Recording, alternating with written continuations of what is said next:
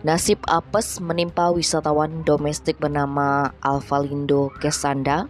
Ia terjatuh dari tebing di Broken Beach, Nusa Penida, Senin 21 November saat sedang berfoto dengan gaya salto. Kepala Kantor Basarnas Bali Gede Darmada menyebutkan peristiwa itu terjadi sekitar pukul 9.30. Pihaknya mendapatkan laporan dari seorang pemandu wisata bernama Gede Pase bahwa ada seorang wisatawan jatuh dari tebing dengan ketinggian sekitar 40 meter. Mendapat laporan tersebut, tim Basarnas bersama tim SAR gabungan berupaya mengevakuasi korban. Tim berupaya menuju lokasi menggunakan RIB namun tidak bisa mengakses posisi korban karena terhalangi ombak. Akhirnya 2 personel diturunkan menggunakan tali.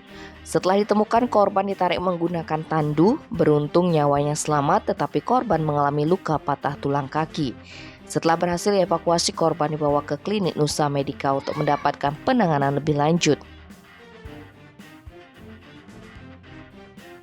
Tim Bali Express melaporkan.